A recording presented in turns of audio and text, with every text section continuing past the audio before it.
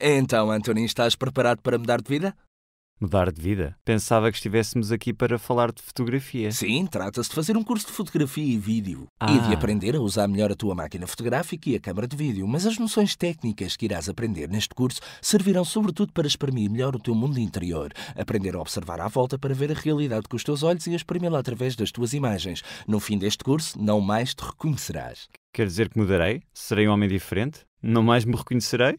Sim, não te irás reconhecer mais nos vídeos e nas fotografias que farás quando tiveres terminado o curso. Quer dizer que serei um homem mudado? Quer dizer que quando voltar a casa talvez a minha mulher não me reconhecerá mais? Bem, acho que isso é um pouco exagerado, Anthony. Assim, parece-me ter entendido que hoje é o primeiro dia do resto da minha vida. Digo bem? Sim.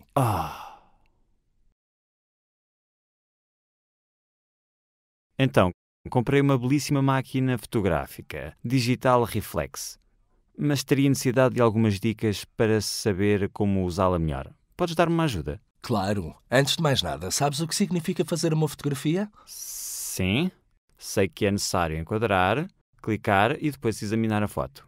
Isto é o que sei. Sim, em suma, estou curioso para ver essas tuas fotos. Na minha opinião, é melhor não. Assim peço-te uma pequena gentileza. Lembras-te de ter visto o filme Filadélfia? Sim. Lembras-te da cena em que o Tom Hanks entra no escritório de Denzel Washington pela primeira vez? Não. Denzel Washington disse: "Deves-me explicar as coisas como se fosse uma criança de 5 anos. Estou a começar das bases." E tu lembras do filme Pulp Fiction? Sim. Bem, sou o Wolf. Resolvo os problemas. Então, comecemos. Está bem, começamos agora pelos conceitos básicos. Para fotografar, antes de tudo, precisas de luz, porque fotografar significa precisamente desenhar com a luz. A luz bate nos objetos presentes na realidade e destes é refletida para os nossos olhos.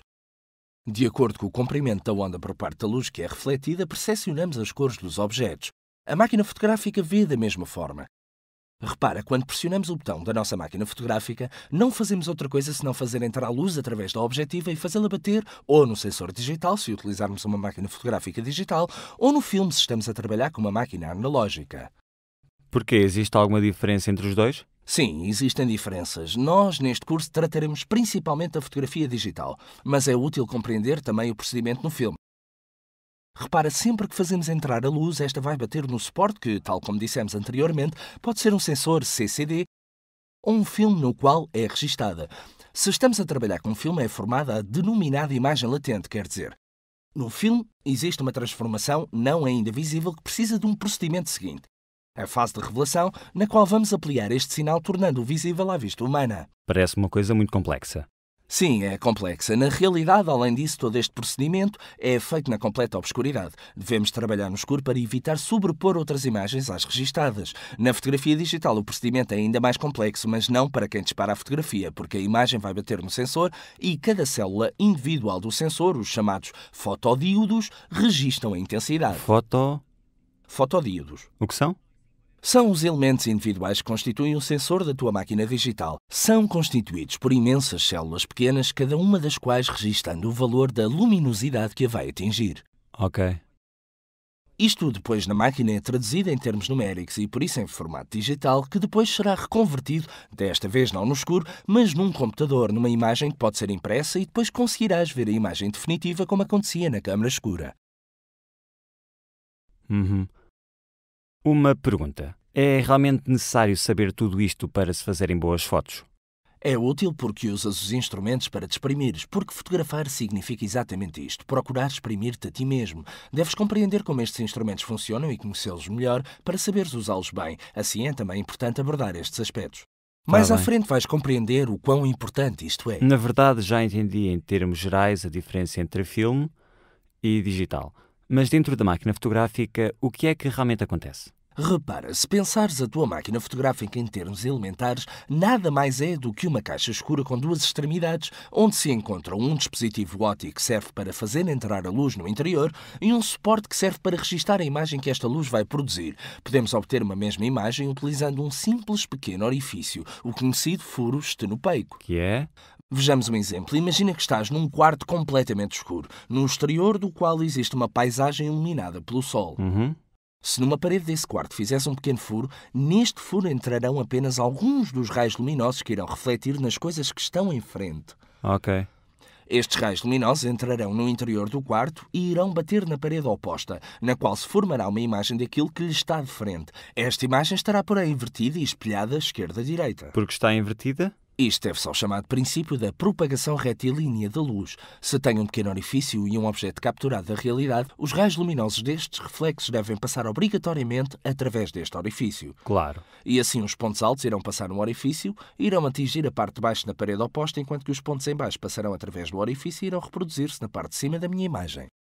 Por isso também esquerda-direita. E o mesmo discurso aplica-se exatamente para a parte esquerda-direita de um objeto que irá reproduzir-se na parte oposta no interior da nossa câmara escura. Então esta é uma técnica antiga. Sim, o princípio do furo estenopeico já era conhecido desde os tempos de Aristóteles e foi o primeiro método pelo qual se conseguiu ver uma imagem da realidade no interior de uma câmara escura. Sim, mas desculpa, André. Mas como eram utilizadas essas imagens? Eram utilizadas principalmente pelos pintores que entravam no interior dessas câmaras escuras e redesenhavam aquilo que era reproduzido na parede oposta do buraco estenopeico. Na história da fotografia encontravam-se dois caminhos paralelos, um referente à formação da imagem e outro respeitante ao registro num suporte que permitisse conservá-lo ao longo do tempo e conseguiu-se primeiro obter praticamente os instrumentos para reproduzir a imagem mais do que aqueles para a gravar. No entanto, procurou-se a partir do buraco estenopeico melhorar estes instrumentos para se obter imagens que fossem cada vez mais luminosas e visíveis. E o passo seguinte foi procurar expandir este furo para deixar entrar mais luz no interior da câmara escura. Mas o simples alargamento do furo não leva à reprodução de uma imagem, mas apenas leva à iluminação do quarto escuro. E por isso imagino que quanto maior o furo, menos existe este efeito. Sim, realmente perde-se todo o princípio que estava na base do furo estenopeico. Para se obter novamente uma imagem é necessária uma lente biconvexa que recolha toda essa quantidade de raios luminosos e os faça convergir novamente em pontos. E esta foi introduzida a partir do século XVI por Cardano, que introduziu pela primeira vez a lente biconvexa no interior de uma câmara escura. Graças a esta lente conseguiu-se reproduzir uma imagem muito mais brilhante em relação àquelas que se obtinham com o furo estenopeico. Então, como é que se chegou da câmara escura à máquina fotográfica? Bem, uma vez resolvido o problema de gravação das imagens, irei explicar-te como chegámos até aqui. Tinha de se introduzir dentro do aparelho componentes que servissem para controlar a forma como a luz atuaria no suporte. Estes componentes são o diafragma e o obturador, que possuem duas funções diferentes. O diafragma serve para controlar a quantidade de luz que faça entrar dentro do aparelho fotográfico e que atua sobre o filme. O obturador, pelo contrário, serve para estabelecer o tempo em que deixa atuar a luz no meu suporte. Imagina que o diafragma geralmente encontra-se situado no interior das lentes e é um dispositivo feito de imensas lâminas que, no final, se reduzem num diâmetro. Abrem-se. Sim, um orifício de diâmetro variável que deixa passar mais ou menos luz. Enquanto o obturador é uma espécie de cortina, atualmente existem de vários tipos, embora nas máquinas contemporâneas, na maior parte dos casos, seja uma espécie de cortina que se abre ou se fecha e, portanto, tem apenas duas posições, ou toda aberta ou toda fechada, e define o tempo em que a luz atua no filme ou no suporte que estou a utilizar para o registro das imagens. Sim, o ruído que sentes é o próprio obturador que se abre e se fecha, o clique da fotografia. Então, resumindo, a máquina fotográfica é uma caixa escura na extremidade da qual de um dos lados existentes está aplicada a objetiva, que é um instrumento para recolher a luz e projetá-la, sobre o suporte, que é o filme ou o sensor CCD. Ok. Para regular melhor esta operação, utiliza-se o diafragma, que define a quantidade de luz que deve entrar, e o obturador, que define quanto tempo a deve deixar atuar. Ok, mas há uma coisa que não compreendo. A luz, que é algo que não é tangível, que não se pode tocar, como consegue modificar o filme? Bem, os elementos sensíveis à luz que se encontram no nosso filme são os sais de prata. Estes, uma vez atingidos pela luz, sofrem uma mudança que não é visível à vista humana. Trata-se, na realidade, de imagem latente, porque é uma alteração no interior de cada um dos cristais de sal de prata que não podemos ver e que se pode tornar visível somente através do processo de revelação, especialmente com o líquido revelador, que é a primeira fase. Estas operações são realizadas, obviamente, no escuro, para que não seja preciso cobrir a imagem exposta no interior da máquina fotográfica. Durante estas operações, os sais de prata que foram atingidos pela luz transformam-se em prata metálica preta, porque sofrem uma transformação química produzida pelo líquido revelador. Obviamente, quanto mais luz atingir os sais de prata, mais material se irá transformar em prata metálica. Produz assim uma imagem formada por pretos nas áreas onde a luz atuou, que são precisamente as áreas onde a prata se transforma em metal, e as áreas transparentes, onde, pelo contrário, a luz não atingiu o nosso filme. E nas digitais, como funciona? Nas digitais existe um procedimento semelhante, embora não idêntico, porque o suporte de gravação é claramente diferente. Tem-se um sensor CCD, que é composto de imensas pequenas células chamadas fotodíodos, cada uma das quais detecta a quantidade de luz que a atinge e transforma-a num impulso elétrico de intensidade variável dependendo da quantidade de luz que chega. O procedimento já não é fotoquímico, mas fotoelétrico neste caso, e assim o sinal luminoso captado pelas células torna-se num dado numérico que vai constituir a nossa imagem digital, que depois voltará a ser transformada através do software numa imagem real. Isto é algo que acontece automática e rapidamente? Sim, no momento do disparo, a máquina ativa todos os procedimentos para transformar exatamente a radiação da luz em dados digitais, que depois serão reconvertidos novamente em imagem. Muito bem, então façamos um pequeno resumo. Bem, então falamos dos princípios ópticos que levam à formação da imagem. Assim, partimos do furo estenopeico até chegar à lente biconvexa. Em seguida, é como surgiram os aparelhos fotográficos e os elementos que os constituem. E depois, analisamos também o processo de formação da imagem, quer em digital, quer em filme. E está tudo claro? Claríssimo.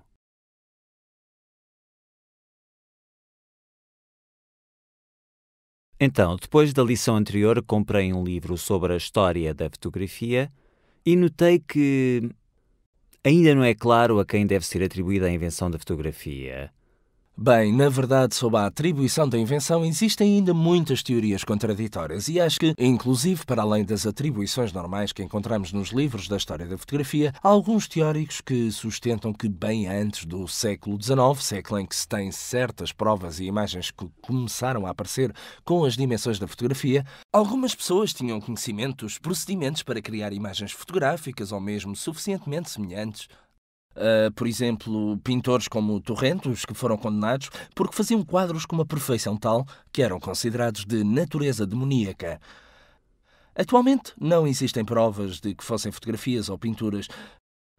No entanto, provavelmente alguém terá chegado a obter imagens de qualidade fotográfica. Mas é muito interessante. Gostaria de ouvir a tua versão desta história da fotografia. Bem, agora vamos falar sobre isso, embora não seja propriamente a minha versão, mas a reconhecida pelos historiadores. Está bem. Mas visto que compraste o livro, poderás também começar a lê-lo. Falo-ei.